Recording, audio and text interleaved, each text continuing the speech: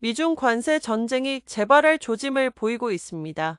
단기적으로 주식시장에서는 위험 회피 심리가 강화되고 글로벌 경제 회복 둔화 우려가 커지면서 투자자들이 안전자산인 금과 채권 등으로 선회할 가능성이 클 것으로 보입니다. 시장 불확실성과 위안화 약세 압박에 자금 유출이 확대되면서 A주 전반이 압박을 받을 수 있고 특히 수출 의존도가 높은 업종이 타격을 받을 것으로 예상되는데요.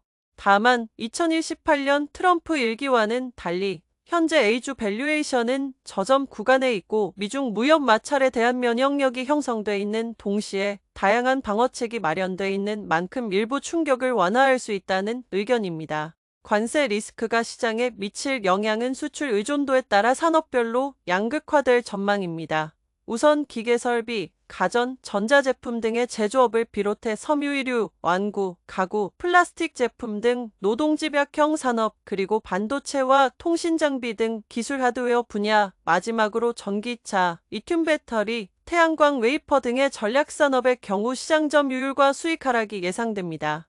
반면 반도체 장비, 소프트웨어, 신소재 등의 기술 국산화 관련 산업, 그리고 식음료, 제약, 관광 등 내수 소비 산업, 마지막으로 철강과 건축자재 등 인프라, 경기순환 산업은 중국 당국의 정책적 지원 하에서 장기 투자 논리가 강화될 것이라는 진단이 나옵니다. 관세 리스크에 대응해 구조적인 위안화 환율 조정을 통한 해징이 이뤄지며 추가적인 위안화 평가절하가 이어질 수 있다는 관측도 나옵니다. 위안화 약세 흐름은 양날의 칼로 작용하면서 수출 기업들은 위안화 적정 평가절하를 통해 관세 압박을 완화할 수 있겠으나 자본 유출에 따른 주식시장의 부정적 영향에 주의할 필요가 있다는 의견입니다.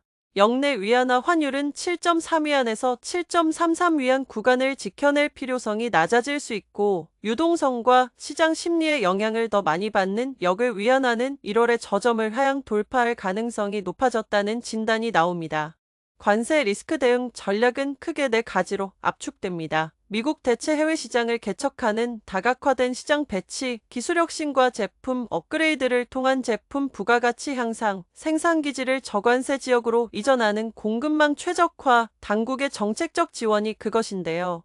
전문기관들은 단기적으로는 수출 의존도가 높고 가격 협상력이 낮은 업종은 회피하고 내수 소비를 비롯해 신에너지와 AI 등 정책 수혜 업종에 주목할 필요가 있다는 의견을 내놓습니다.